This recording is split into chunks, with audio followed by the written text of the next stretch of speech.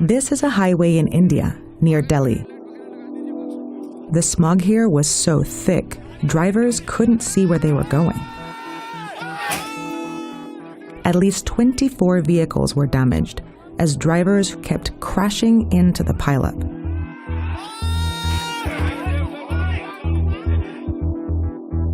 These conditions happen every year when Delhi experiences a huge spike in air pollution.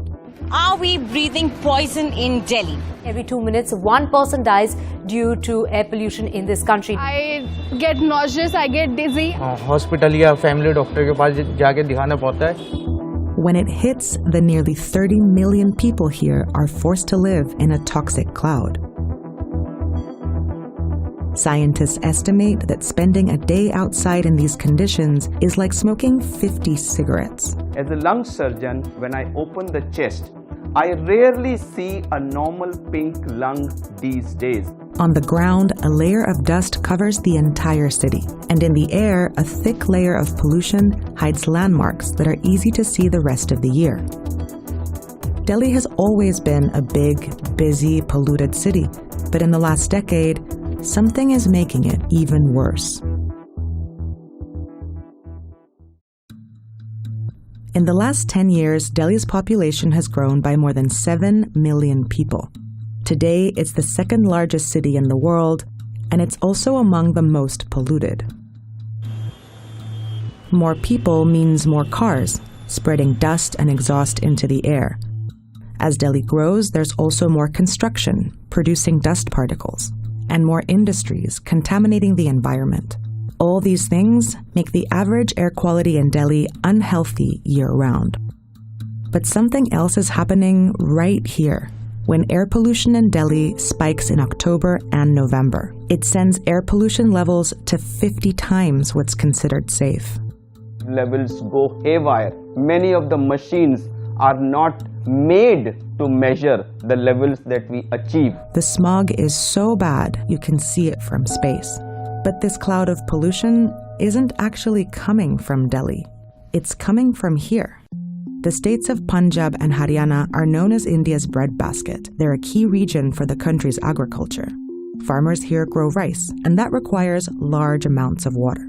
In the 2000s, rice farming here took off, and farmers in the area started using so much water that the region's groundwater started running low. So to save water, authorities passed a new act in 2009. It bans rice planting before mid-June.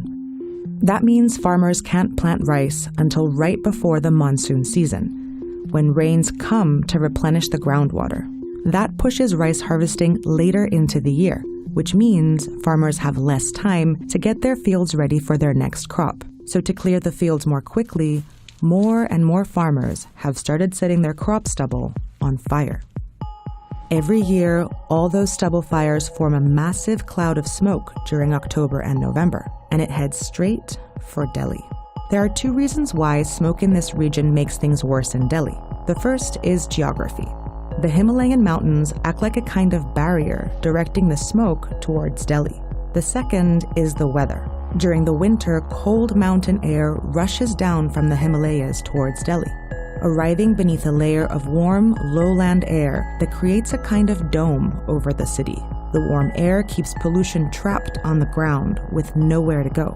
So when the stubble fire smoke arrives in Delhi, it mixes with the urban pollution, forming a toxic smog that sits on top of the city. Mix all that together, and you have the most hazardous air pollution of almost anywhere. In November of 2019, India's Supreme Court ruled that states in the north had to stop farmers from burning their crop stubble. But so far, the ruling hasn't been enforced on the ground. In the weeks after the ruling, tens of thousands of crop fires continue to burn in Punjab and Haryana. Delhi doesn't have the ability to stop crop burning in neighboring states. Instead, when pollution spikes in October and November, city officials change the things they can control. Sometimes they'll halt all construction in the city or put restrictions on vehicle use. Still, until India's ban on crop stubble burning is actually enforced, these spikes will be back every year, making the city's already dangerous pollution even worse and putting the lives of millions at risk. आज हमको 50-70 साल हो गए दिल्ली रहते हुए, तो आज दिल्ली से कहाँ जाएंगे? हमारी रोजी रोटी सब कुछ यहीं पे है. We are taking baby steps, but we're in a time period where baby steps won't help anymore. What we breathe should be a fresh air.